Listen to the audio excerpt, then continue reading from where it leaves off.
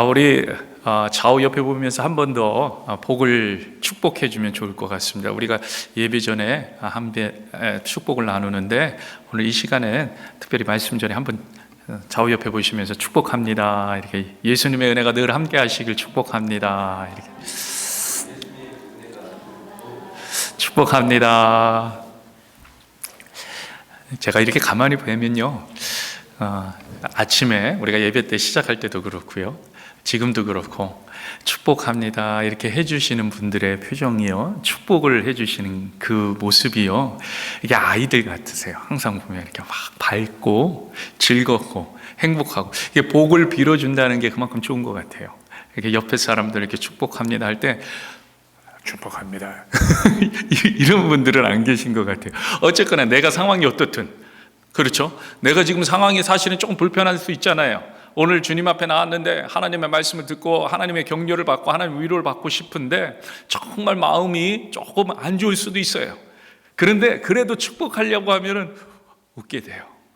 축복하려고 하면은 진짜 축복이 갔으면 좋겠다는 마음이 마음속에 간절해져요. 내가 축복하는데 내가 축복하는 것이 아니라 하나님이 축복해 주시면 좋겠다, 하나님이 함께 해 주시면 좋겠다, 하나님이 진짜 내가 선포한 대로, 내가 축복한 대로 우리 아무개가, 우리 성도가 내 옆에 계신 이분이, 권사님이, 집사님이, 장로님이 그렇게 됐으면 좋겠다.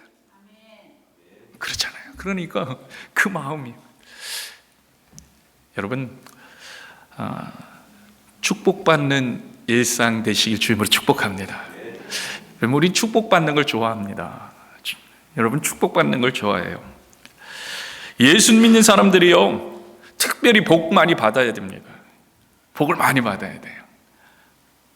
그래서 하나님께 영광 올려드릴 수 있어야 됩니다. 제일 복 중에서도 제일 좋은 복을 누리셔야 돼요. 여러분, 건강의 복 누리셔야 돼요. 물질의 복 누리셔야 돼요. 자녀의 복 누리셔야 돼요. 인간관계의 복 누리셔야 돼요. 복이란 복은 다 받을 수 있을 만큼 다 받으셔야 돼요. 어떤 사람들은요, 교회에서 이런 복 이야기하면 기복신앙이다 막 이렇게 싫어하는 분들이 있어요. 교회도 세상과 똑같게 어디 점집에서 하는지로 복 얘기하고 기복신앙하고 이런 얘기하는 분들이 있어요. 아닙니다, 여러분. 여러분, 주님께서 허락하신 게 복이에요. 예수님께서 허락하신 게 복입니다. 복을 받으라는 거예요. 복을 받으라. 주님은요, 복을 약속해 주셨어요. 또 누리라는 거예요. 이미 주셨다는 거예요. 여러분, 그렇기 때문에 복 받는 거, 이거 정말 중요한 거예요. 여러분, 복 받으시길 축복합니다. 그리고 기왕이면은요, 복 중에 복. 여러분, 복 중에 복을 먼저 받아야 돼요. 그리고 그것이 우리 크리스찬들에게는 기본이 돼야 되는 거예요. 그래야 다른 것도 또 다 진짜 복이 되는데, 그 기본이 없으면 복이 되는 게 아니라 오히려 반대일 수가 있다는 거예요. 그래서 우리가 복 중에 복, 그리고 기본되는 복, 하나님의 복, 하나님이 주시길 원하는 복, 여러분, 그 복을 먼저 받게 되는 저와 여러분의 주임으로 축복합니다. 여러분, 에베소서 1장 3절에 이렇게 말씀하십니다. 같이 한번 읽어볼까요? 에베소서 1장 3절. 찬송하리로다. 하나님 곧 우리 주 예수 그리스도의 아버지께서 그리스도 안에서 하늘에 속한 모든 신령한 복을 우리에게 주셨다는 거예요. 하늘에 속한 복입니다. 그 복은요, 신령한 복입니다. 그런데 말씀에 보면요, 모든 복을 우리에게 주셨다는 거예요. 이미 주셨다. 그런데 여러분, 말씀 보니까 누가 주셨어요? 누가 주셨어요? 우리 주 예수 그리스도의 아버지께서 주셨다는 거예요. 아버지께서, 하나님께서 주셨다는 겁니다. 여러분, 우린 이 사실을 믿습니다. 아멘. 우린 이미 이 복을 받았습니다. 아멘. 우리는 이 복을 누릴 수 있어야 됩니다. 아멘. 하나님께서 주신 거예요. 하늘에 속한 모든 신령한 복이 복 중에 복인 줄로 믿습니다. 근데 이 복을 누가 주셨다고? 하나님께서. 그래서 우리는요, 이 하나님께서 주신 복을 중심으로 해서 살아야 하는 거예요. 여러분, 사실 제일 좋은 복이 그거잖아요. 우리가 늘 이렇게 모여가지고 찬양하고 감사하고 또 하나님께 영광 드리고 예배 드리는 게 뭐예요? 하나님께서 주신 그 복, 특별히 우리 안에 영생이라는 복, 생명이라는 복, 하나님께서 우리에게 삶을 주신 복, 그 복을 알기 때문에 그 복 가지고 주님 앞에 나와서 이렇게 찬양도 하고 감사도 하고 영광도 돌리고 하나님의 백성이 되었습니다. 우리가 하나님의 백성입니다. 축복합니다. 축복합니다. 그러면서 악수도 하고 껴안기도 하고 또 오늘 이렇게 샬롬 성가대 나와가 주님 앞에 찬양했는데 그 찬양에도 여호와는 나의 힘입니다. 여호와는 능력입니다. 여호와는 날마다 우리와 함께 하십니다. 이렇게 찬양하는 거고 그게 뭐예요? 복을 누리는 거예요. 복을 누리는. 그러니까 하나님의 복이 우리의 중심이 돼요. 하나님의 복이 우리의 중심이 돼. 결국 무슨 얘기예요? 하나님이 주신 거니까 하나님이 우리의 중심이 돼야 돼요.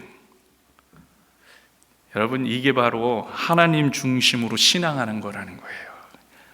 여러분, 우리는요 하나님 중심으로 신앙하자 하면은 첫 번째가 드는 생각은 뭐예요? 또 율법 또 뭐 지켜야 되나? 또 뭐 뭘 따라야 되나? 또 뭐 이렇게 뭘 해야 되는 거 있는 거지? 이렇게 생각해요. 왜요? 우리가 자꾸 그렇게 하나님의 법을 생각하고 여기고 있었기 때문에. 그게 아닌데 하나님 중심으로 살라는 것은요 하나님이 주시는 능력을 경험하면서 살라는 거예요. 하나님이 말씀하시는 대로 그 영광 가운데 살라는 거예요. 하나님이 말씀하신 대로 그 놀라운 사랑 가운데 살라는 거예요. 하나님이 말씀하시는 대로 하나님의 놀라운 그 생명 가운데 살라는 거예요. 근데 우린 자꾸요 뭐 해야 되나? 여러분에게 묻습니다. 하나님 중심으로 여러분들은 신앙생활하고 계십니까? 아니면 하나님 중심으로란 그 말 자체가 거부감이 생기십니까? 아니면 하나님 중심이란 그 말 자체가 너무 설레고 그래 하나님 중심 그게 형통이지 형통 이런 흥분이 있으십니까? 여러분 혹시 한번 생각해 보세요.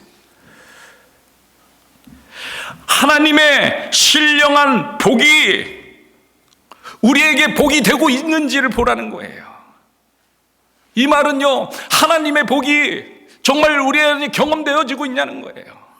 하나님의 복이 나에게 복이 되어지고 있느냐는 거예요. 그래서 주님의 말씀대로 주님이 원하시는 대로 그것이 기쁨이 되는 거냐, 말씀대로 사는 게 기쁨이 되고 있냐는 거예요.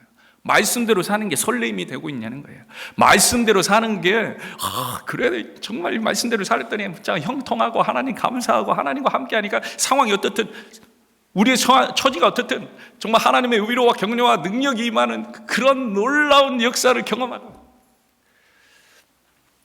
여러분 레위기에 보면요, 여러분 레위기 읽다 보면 참 따분한 부분들이 많아요. 그렇죠? 뭐 제사를 지내는데 이런 제사 있고 저런 제사 있고 이런 제사에서는 이렇게 지내고 저런 제사는 저렇게 지내고 또 법도 나오고 제사의 종류가 나오는데 왜 이렇게 많은지 이거 다 외워야 하나? 뭐 이런 생각이 들 때도. 오늘날에 비하면 정말 복잡하고 까다롭습니다. 그 절차도 많고요, 해야 될 일도 많고요. 그래서 어떤 사람은요 굳이 이렇게까지 해야 하나 하는 생각을 할 수도 있어요. 꼭 제단을 지내야 또 주님 앞에 쌓아야 하나님을 만나주시는 건가 하면서 마치 하나님께서 어떤 조건을 만들어 놓은 것처럼 생각하는 경우가 있다는 거예요. 이걸 해야 내가 만나주니 이거 조건인가? if 해야 되는 건가? if 절인가? 이렇게 생각할 때가 있다는 거예요. 여러분 왜 이런 생각이 드는 거예요? 왜 이런 생각이 듭니까? 내 중심으로 생각하기 때문이에요. 내가 중심이 되셔서 생각하기 때문이라는 거예요. 내가 중심이 되니까 하나님이 모세를 통하여 말씀해 주신 모든 지켜야 될 그 말씀들이 조건처럼 생각이 되는 거예요. 하나님의 약속이 하나님은 약속을 해 주신 건데 그것이 조건처럼 되는 거예요. 하나님의 말씀이 그것은 따르면 좋은 건데 그냥 마치 우리를 귀찮게 하는 조건처럼 되는 거예요. 그렇잖아요. 그래서 그 말씀을 읽을 때마다 우리가 막 얼굴이 막 찌푸려져. 이거 꼭 이런 거 해야 돼? 마치 나는 하기 싫은데 억지로 해야 되는 일이 돼. 여러분 오늘날 우리가 매일 주님을 바라보자고 권면합니다. 매일 기도하자고, 매일 주님 앞에 나아가자고, 또 시간을 정해서 하나님께 기도하는 시간을 가져야 된다고 말씀을 드리고 권면을 드립니다. 또 매일 말씀을 묵상하자고 또 말씀을 드리고, 또 통독하자고 또 말씀을 드리고 있어요. 또 잘하고 계신데요, 때때로 이런 생각이 들지 않나요? 이거 귀찮다, 힘들다. 제가 이 얘기했더니 막 웃으시는 분들 계세요. 들 때 있어요. 저도 그럴 때 있어요. 들잖아요. 오늘은 좀 쉴까? 오늘은 그냥 새벽 예배 좀 쉬자. 오늘 저녁 기도에 좀 쉬자. 이럴 때 있잖아요. 웃으시는 거 편했다고 했더니 이제 갑자기 표정이 다 굳으셨어요. 웃으셔도 돼요. 다 우린 똑같아요. 다 똑같습니다. 팬데믹 이후에는요, 이런 생각까지도 합니다. 굳이 예배 안 드려도, 말씀 안 읽어도, 기도 안 해도 똑같네. 똑같네. 그냥 내가 일상이 일상이고, 그때나 지금이나 바뀐 게 아무것도. 옛날에는 팬데믹 전에는 주일 한번 빼먹으면 큰일 나는 걸로 생각했는데, 온라인 방송하다가 몇 번 빼먹어 봤는데 아무런 바뀌는 거 없어. 오히려 일이 더 잘 풀리는 것 같아. 이런 경우 있잖아요. 이렇게 느껴지는 경우. 여러분, 이 모든 생각이요, 내 중심적인 하나님 바라보기라는 거예요. 하나님의 복, 하나님의 신령한 복이 중심이 돼서 우리가 생활하는 것이 아니라, 그것이 정말 중요한 건데, 그것을 붙잡고 나아가는 삶을 우리가 신앙생활을 해야 되는데, 어느새 그것이 다 무뎌지고 내 중심, 내 생각. 여러분, 이걸 우리가 바꿔야 되는 거예요. 하나님께서요, 왜 제사를 드리라고 하십니까? 이유, 레위기 11장 45절 보세요. 45절 같이 읽겠습니다. 나는 너희의 하나님이 되려고 하면, 이거예요. 나는 너희의 하나님이 되려는 거야. 관계가 형성되려고 하는 거야. 임마누엘 되신 하나님이 함께 해주시려고 하는 거야. 능력의 하나님, 여호와 라파 하나님, 여호와 니시 하나님, 그 놀라운 여호와 이레의 하나님이 함께 하기 위함이야. 나는 너희의 하나님이 되려고 한다는 거예요. 여러분, 이게 하나님의 마음이에요. 변치 않는 하나님의 마음. 언제나 하나님은 이 마음으로 우리에게 오시는 거고, 말씀해 주시는 거고, 이 마음으로 돌아오라고 하는 거고, 이 마음으로 이런 것들을 감당하면 좋겠다고 이야기해 주시는 거예요. 왜? 그 길이 있어야 되니까. 그곳에 있어야 되는. 왜 그래요? 그 뒤에 뭐라고 합니까? 너희를 애굽 땅에서 인도해낸 여호와라. 아멘.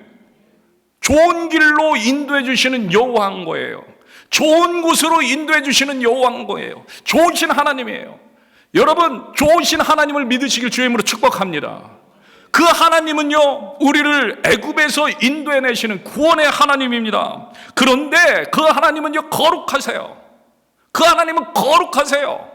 내가 거룩하니 너희도 거룩할지어다. 같이 가야 되는데, 그 은혜의 땅은 하나님의 땅이고, 하나님의 영원한 천국이고, 하나님의 거하는 땅, 그것이 우리의 목적지고, 그것은 그런데 거룩한 땅이고, 그것은 죄가 없는 땅이고, 그것은 의인이 있는 땅이고, 그러다 보니까 우리에게 요청하는 거예요. 이곳에 오도록, 이곳에 나와 함께하도록. 내가 거룩한 곳이니, 이것은 변함없는 거룩한 땅이니 너희도 거룩하라. 왜요? 그것이 천국이기 때문에. 그것이 하나님이 계신 땅이기 때문에. 그러니 너희도 거룩해야 돼.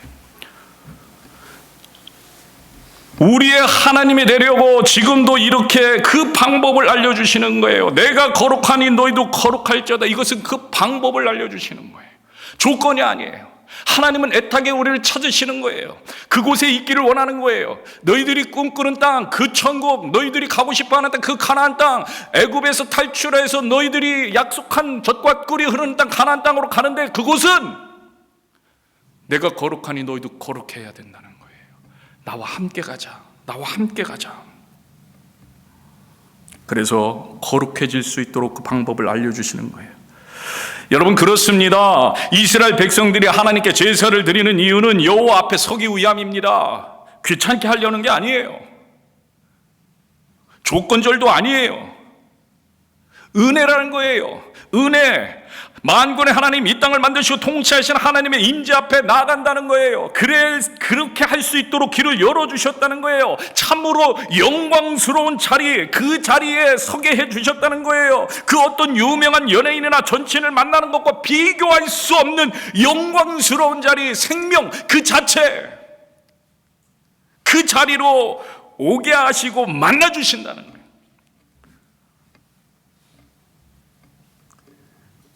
그래서 이스라엘 백성들이 제사를 지내는 거예요. 그래서 제사는요, 쓸데없는 일이 아니고 은혜의 자리라는 거예요. 축복의 자리라는 거예요. 회복의 자리라는 거예요. 주님을 다시 만나는 자리예요. 그러니까요, 기꺼이 성막으로 찾아가는 거예요, 이스라엘 백성들이. 그 안에는요, 귀찮은 사람도 있겠죠, 물론. 아빠 안 가면 안 돼. 꼭 거기 가서 제단을 쌓아야 돼. 그런데 만난 자, 회복을 경험한 자, 회복을 체험한 자는요, 다르다는 거예요. 다르다는 거예요. 하나님께서는요, 그 거룩하신 분이 우리를 만나주시려고 만남의 길을 열어주신 겁니다. 오늘 우리가 드리는 이 예배가 그래서 귀찮은 일이 아니고 쓸데없는 일이 아니고 억지로 하는 일이 아니고 그냥 습관대로 일주일에 한 번 나오는 그런 시간이 아니고 하나님의 임재 앞에 서는 은혜이고 축복이라는 거예요. 아멘. 여러분, 기대하고 나오시기 바라요. 그래서 여러분, 기대하고 나오셔야 돼요. 주님을 만나는, 주님을 경험하는 자리로 기대하면서 우리는 이 사실을 믿습니다. 오늘 우리의 예배가 하나님이 함께 하시는 예배인 줄로 믿습니다. 얼마나 감사해요. 얼마나 감사해요. 하나님이 베풀어 주신 은혜의 자리라는 하나님 중심으로 신앙하게 되길 축복합니다. 여러분, 우리가요, 이 자리가 하나님이 베풀어 주신 우리에게, 여러분 그렇잖아요. 요즘요, 예배 못 드리는 것이 얼마나 많습니까? 드리고 싶어도 예배를 못 드려요. 하나님 찾고 싶어도, 만나고 싶어도, 기도하고 싶어도, 찬양하고 싶어도 그러지 못하는 데가 얼마나 많아요. 이 복을 누리는 하나님 중심으로 신앙을 하게 되는 저와 여러분들에게 주임으로 축복합니다. 결국요, 하나님께서 하시는 명령과 규례들은요, 나와 함께 하자, 함께 있자, 함께 생활하자, 함께 마시자, 나와 함께 뛰어놀자. 여러분, 이 말입니다. 귀찮게 하고 쓸데없는데 그렇게 하라는 명령이 아니에요. 일부러 우리를 수련시키기 위한 명령도 아닙니다. 돌을 닦듯이 돌을 닦아서 어떤 경지에 오르는 것도 아닙니다. 하나님은 오늘도 우리에게 말씀, 나와 함께 하자, 나와 함께 하자. 그래서 여러분, 하나님의 말씀이 은혜입니다. 여러분, 하나님의 말씀이 은혜예요. 그래서 사실 우리가요, 교회에서 계속해서 여러분 하나님의 말씀을 읽으세요. 여러분, 은혜를 맛보라는 거예요. 은혜를 체험하라는 거예요. 은혜를 경험하는 거예요. 은혜를, 와, 이런 은혜를, 이런 은혜, 이런 은혜, 이런 은혜. 여러분, 하나님 말씀 보면 그래서 힘이 생깁니다. 그래서 하나님의 말씀을 보면 소망이 생깁니다. 그래서 하나님의 말씀을 보면 능력을 잊게 됩니다. 그래서 하나님의 말씀을 보면 미래가 보입니다. 그래서 하나님의 말씀을 보면요, 결국을 알게 됩니다. 그러므로 지혜가 생깁니다. 지혜롭게 삶을 살 수가 있죠. 당시에요, 레위기에 나오는 하나님의 말씀대로 제단을 쌓는 것이 은혜를 경험하고 누리는 방법이에요. 복을 받는 방법입니다. 하나님 중심으로 신앙하는 것이 복을 받는 방법이라는 거예요. 이 사실을 믿게 되는 저와 여러분들에게 주임으로 축복합니다. 그리고 하나님은 그 문을 예수님을 통해서 완벽하게, 완전하게 열어놓으셨다는 거예요. 누구에게나 활짝. 예수님께서 모든 제사를 단번에, 한 번에 다 대신 들이셨다는 거예요. 우리는 이 사실을 믿습니다. 아멘. 그래서 우리는요, 이미 모든 복을 다 받은 사람들이라는 거예요. 축복합니다. 우리는 그래서 모든 복을 다 받은 사람들. 우리가 예수를 믿는 순간 우리는요, 세상이 줄 수 없는 복을 이미 받은 겁니다. 이 복을 누리시게 되기를 축복합니다. 그게 하나님 중심으로 신앙생활하는 거예요. 이게 살짝 우리가 틀어서 내 삶에 내가 중심이었던 것을 내려놓고 하나님만 중심에 모셔드리면 그 놀라운 신령한 하늘의 복을 누리게 되는 거예요. 왜요? 이미 약속해 주셨기 때문에. 여러분, 예수 믿으십니까? 예수 믿으십니까? 예수 믿으십니까? 그렇다면 이미 우리에겐 그 복이 있어요. 근데 그 복을 왜 못 누려요? 중심이 안 바뀌어가지고.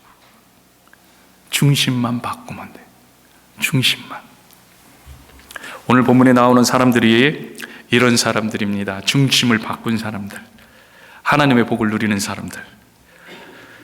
여러분, 이 복이요, 정말 중요합니다. 정말 중요해요. 여러분, 이 복이 너무너무 중요해요.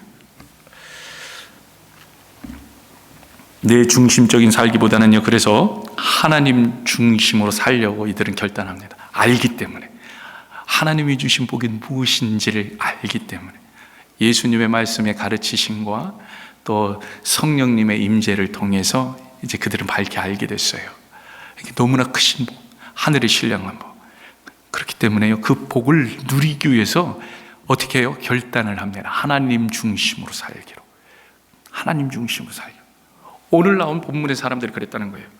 여러분, 11장 2절에서 3절 한번 보세요. 사도행전 11장 2절에서 3절 같이 읽겠습니다. 베드로가 예루살렘에 올라갔을 때 할례자들이 비난하여 이르되 내가 무할라의 집에 들어가 함께 먹었다 하니. 지금 이 본문을 잘 보세요. 베드로가 예루살렘에 올라갔을 때 할례자를 비난합니다. 지금 비난하는데 지금 어떤 것을 비난하면, 여러분 잘 알고 있듯이 10장에서 무슨 일이 있었냐면 베드로가 이방인 고넬료를 만난 사건이 있습니다. 지난주에 말씀 본문이죠. 고넬료가요, 이방인을 만났어요. 그랬더니 11장에서 난리가 난 거예요. 이럴 수 있나, 이럴 수 있느냐, 이럴 수 있나, 이럴 수 있나, 이럴 수 있나. 이방인을 만났다는 거예요. 베드로가 이방인과 어울렸다는 거예요. 그래서 2절에 보면 비난했다는 거예요. 비난. 여러분, 비난한 거예요. 보통 분위기가 나쁜 것이 아닙니다. 지금 막 대놓고. 여러분, 당시 유대인들은요, 이방인들과 함께 어울리는 것이 지난주에 우리가 보았듯이 법으로 금지되어 있었던 거예요. 여러분, 크리스찬들이에요. 크리스찬들. 베드로도 그렇게 생각하고 갔어요. 환상이 있었기 때문에 하나님의 말씀을 듣고 갔잖아요. 베드로도 가서 고넬료를 만나면서 했던 말이, 유대인이 이방인과 만나는 것은 법으로 금지되어 있었지만 하나님이 가라고 해서 왔다, 이렇게 얘기하시니. 그만큼 베드로도 그렇게 생각했다는 것은 당시의 모든 믿는 사람, 예수를 믿는 사람들도 그렇게 생각할 수 있는 여지가 있는 거예요. 그러니까 지금 이해를 못하는 거예요. 아니, 베드로가 왜 이방인 고넬료랑 같이 어울려서 먹고 거기다가 또 말씀도 전해주고 이런 일을 했지? 너 왜 그랬어? 너 이 불법을 행하느냐? 어떻게 교회에서 불법을 행하느냐? 하나님의 말씀에 공의를 행해야지, 정직해야지, 불법을 행하냐고 막 뭐라고 비난하는 거예요. 지금 분위기가 뭔지 아시겠죠? 분위기가 이런 분위기예요. 그런데요, 신기한 일이 생깁니다. 베드로가 그동안의 일을 간증합니다. 그동안 어떻게 일이 있었는지, 환상을 보았다는 이야기, 또 부정한 음식을 먹으라고 했던 그런 환상, 또 고넬료가 보낸 사람이 찾아오고 또 따라가라고 말씀하셨던 성령의 음성, 그리고 그곳에서 있었던 모든 일들, 그 이야기해 줍니다. 간증한 거예요. 간증. 그동안 이런 일이 있었어. 지난주에 있었던 그 본문에, 여러분 혹시 지난주에 말씀 못 들은 분들은 사도행전 10장을 읽어보시기 바랍니다. 10장 고넬료의 이야기, 간증을 하는 거예요. 근데 그 간증을 들은 그 사람들의 반응, 여러분 이게 정말 중요하다는 거예요. 그 간증을 들었어요. 지금 누가 그 간증을 들은 거예요? 베드로를 비난하던 사람들이 그 간증을 들었어요. 그리고 오늘 같이 읽은 본문 18절의 말을 그들이 하고 있는, 같이 다시 한번 읽겠습니다. 사도행전 11장 18절 시작. 그들이 이 말을 듣고 잠잠하여 하나님께 영광을 돌려 이르되, 그러면 하나님께서 이방인에게도 생명 얻는 회개를 주셨도다 하니라. 아멘.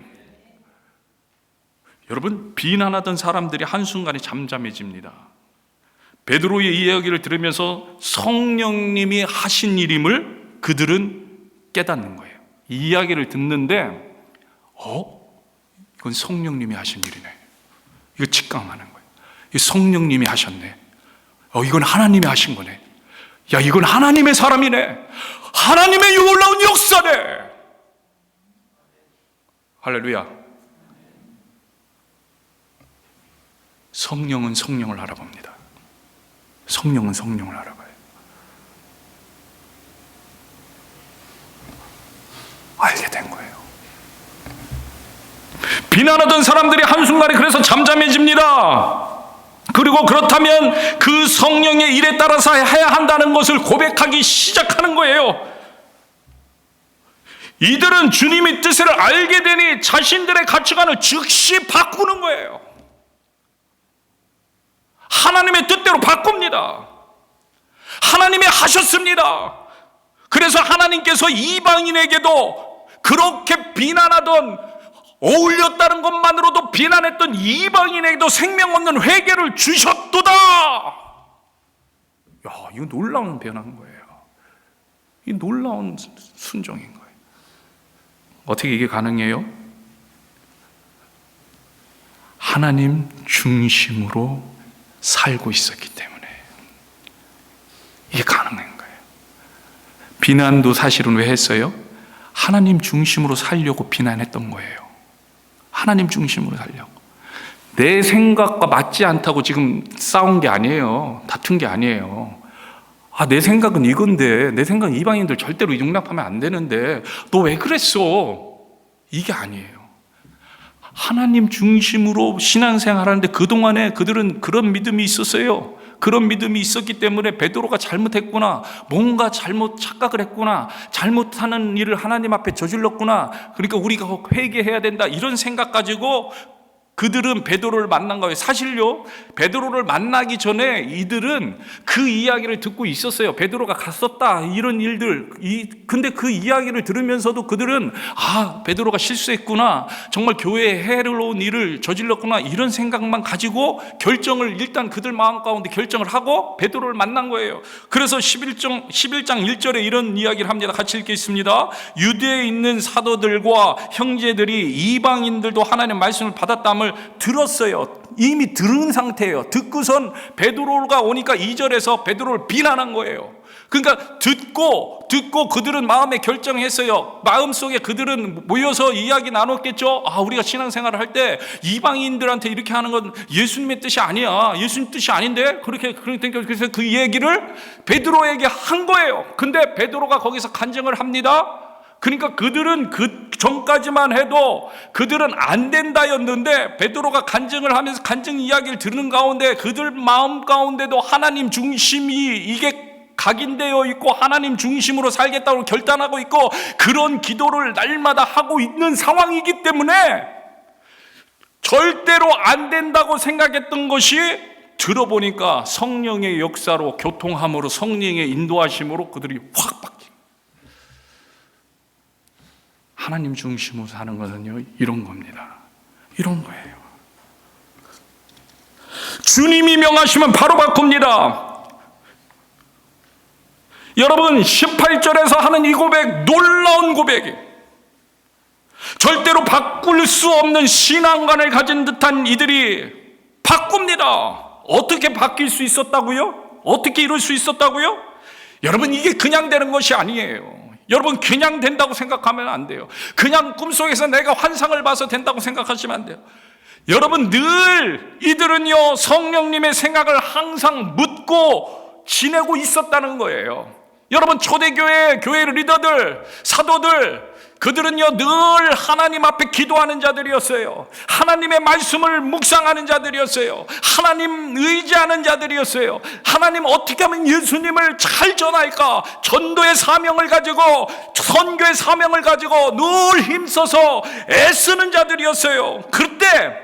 그래서 언제라도 성령님 말씀하시는 대로 순종하겠다고 결단하고 있는 그런 자들. 여러분, 그때 이게 가능하다는 거예요. 이게 가능합니다. 결국요, 이들은요 기도하는 사람들이었기 때문입니다. 이들은요 예수님 만나고 성령 충만을 받은 사람이기 때문입니다. 이들은요 성령님의 음성에 귀 기울이는 사람들이기 때문입니다. 여러분, 바로 이거예요. 하나님 중심으로 신앙하기, 그래서 하나님의 복, 하나님의 신령한 복을 누리는 비결, 그 방법, 여러분, 기도하는 사람이 되면 되는 거예요. 하나님을 의지하는 사람이 되면 되는 거예요. 하나님을 찾는 사람이 되는 거예요. 내 마음 가운데 하나님 중심으로 신앙생활하겠다는 그런 결단을 하면 돼요. 여러분, 내 중심이 바뀌어야 합니다. 내 중심이요, 내 중심에서 하나님 중심으로 바뀌어야 합니다.